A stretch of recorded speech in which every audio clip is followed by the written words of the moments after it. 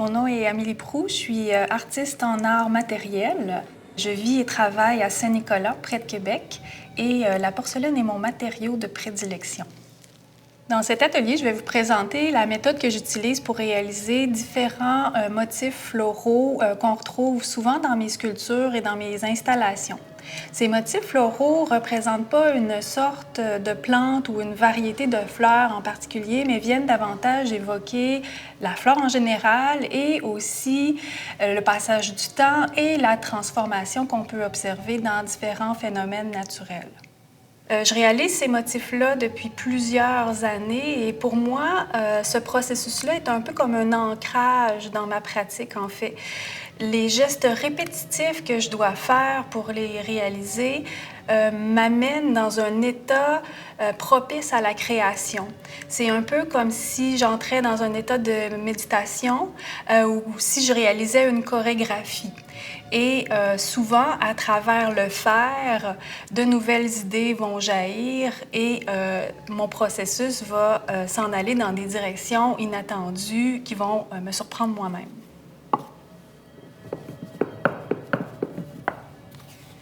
Pour réaliser les composantes florales, on a besoin de porcelaine. Vous allez avoir besoin aussi de barbotines d'assemblage. Ensuite de ça, on a besoin de moules pression. Les moules pression me servent en fait à avoir une texture sur les deux côtés de la composante florale. Donc, si vous n'avez pas accès à un atelier pour, par exemple, travailler le plâtre, vous pouvez aussi utiliser des outils en bois, différents outils en bois qui vont vous permettre de venir générer des textures sur les composantes florales. On a aussi besoin d'une petite planche en MDF, un couteau d'utilité de type X-Acto, un petit contenant d'eau avec une éponge pour faire de la finition. Vous allez avoir besoin de plastique pour emballer les pièces pour gérer le séchage.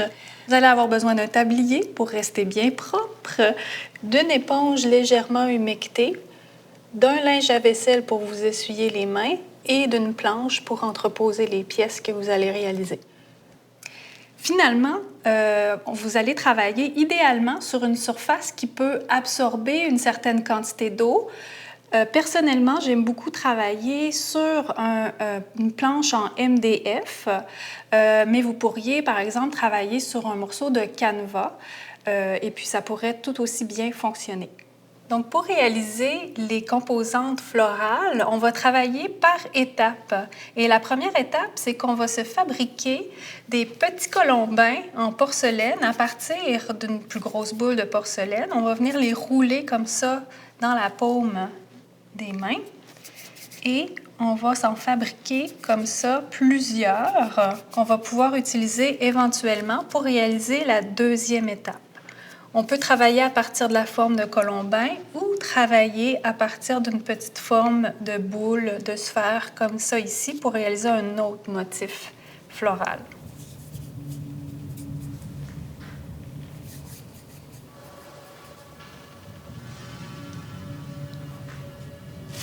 Donc, pour le premier modèle, on va se prendre une petite forme de colombin et on va venir le presser sous le moule pression. Utiliser la petite planche de MDF pour venir faire une pression uniforme et légèrement décoller notre petite forme pressée avec, comme vous voyez, une impression des deux côtés. Avec l'X-Acto, je vais venir faire une incision à peu près au centre et je vais venir donner la forme de la fleur que je souhaite lui donner.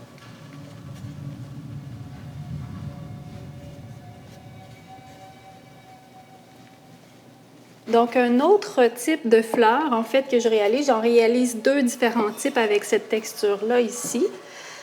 Donc, pour le premier modèle de fleur que je réalise avec cette texture-là, avec ce moule pression-là, j'utilise encore une fois un petit colombin que je viens positionner sur mon premier moule pression. Je mets le deuxième par-dessus.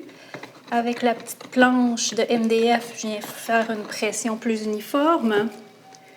Une fois que j'ai bien pressé, je viens enlever la petite plaquette texturée des deux côtés. Et là, je viens rouler un côté. À peu près à mi-chemin, j'arrête, puis je rabats le deuxième côté. Puis encore une fois, je viens vraiment écraser à la base pour avoir un bon contact avec la tige. Un autre modèle de fleurs que je réalise à partir de ce même moule pression-là est fait à partir des petites boules d'argile qui ont été faites préalablement. Donc, je viens encore une fois déposer la petite boule à peu près au centre. Je dépose le deuxième moule pression par-dessus. Avec la planche, je viens exercer une pression uniforme. Et ensuite, je laisse ce petit motif étoilé-là tel qu'il est. Et il va me servir à créer une espèce de fleur ou une feuille qui est davantage plane.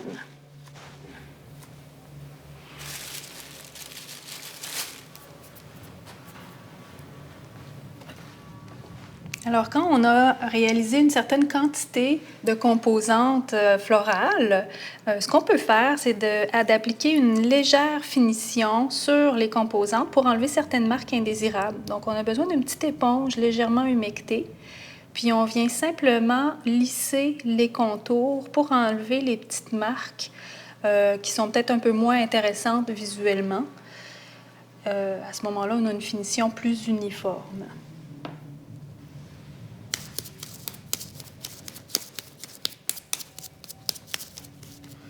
La prochaine étape, en fait, c'est de venir réaliser une série de colombins qui vont nous servir à réaliser les tiges de nos motifs floraux. Donc, pour faire des colombins, on a besoin de petits boudins d'argile qu'on va venir affiner en les roulant sur notre surface en MDF. Et vous voyez là, que mes mains travaillent de l'intérieur vers l'extérieur. À un moment donné, ça se pourrait que le colombin casse. Alors, à ce moment-là, vous continuez à travailler juste sur la partie cassée, puis vous pouvez poursuivre avec l'autre partie tout de suite après. Donc, on essaie de les faire à peu près du diamètre souhaité.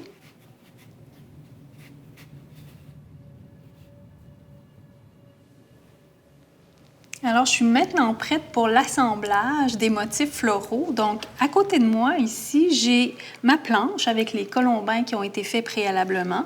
Juste à côté aussi, j'ai ma planche avec les composantes florales prêtes à être assemblées, ma barbotine, mon X-Acto. Et de l'autre côté, j'ai une planche prête à accueillir les motifs que je vais réaliser. Donc, première étape, on veut des colombins qui soient encore bien mous, donc qui ont été emballés sous plastique pour rester bien plastique. Je vais me prendre 3 morceaux de colombin que je vais affiner un petit peu pour enlever les petites marques indésirables. Donc, je le roule encore un petit peu. Ça lui donne un aspect un peu plus organique. Ensuite, je vais sélectionner 3 éléments floraux qui sont de la même famille. Vous pourriez décider aussi de les combiner, d'avoir différents types de fleurs dans un même motif. Pour celui-là, je vais faire uniquement un type de fleur. Et je vais utiliser la fameuse barbotine avec le pinceau. Je vais venir en appliquer un petit peu à l'extrémité du colombin et je vais venir presser ma fleur sur la tige de colombin. À ce stade-ci, c'est vraiment important d'avoir les mains propres, donc l'éponge légèrement humectée et le tablier deviennent très pratiques. Donc, je vais poser toutes les fleurs sur toutes les tiges avant de passer à l'étape suivante. Il faut continuer à travailler tout de suite, tandis que notre colombin d'argile est encore bien souple et bien plastique. On vient positionner les 3 fleurs, les 3 tiges avec des fleurs de façon aléatoire et on vient en fait les combiner ensemble par un point où on va venir comprimer davantage les colombins. Et là, je vais m'en aller sur la planche ici et je vais venir positionner mes colombins un peu d'une façon naturelle, un peu comme ils sont tombés en fait naturellement sur la planche. Puis je vais venir faire une espèce, comme une sorte de dessin. Alors voilà la méthode que j'utilise pour réaliser mes composantes florales. La prochaine étape pour moi, ça va être de mettre la pièce au four quand elle va être sèche et de la cuire à 1230 degrés Celsius pour que la porcelaine ait toute sa blancheur et sa translucidité. Évidemment, ce processus-là, c'est un processus que moi, je réalise avec des équipements, des matériaux spécialisés. Mais vous pourriez, par exemple, décider de travailler avec une argile sans cuisson, une argile polymère, par exemple, et simplifier le processus pour que ce soit davantage accessible à vous sans nécessairement avoir tous les équipements. Alors, j'espère que cette technique-là va vous inspirer dans vos futurs projets créatifs.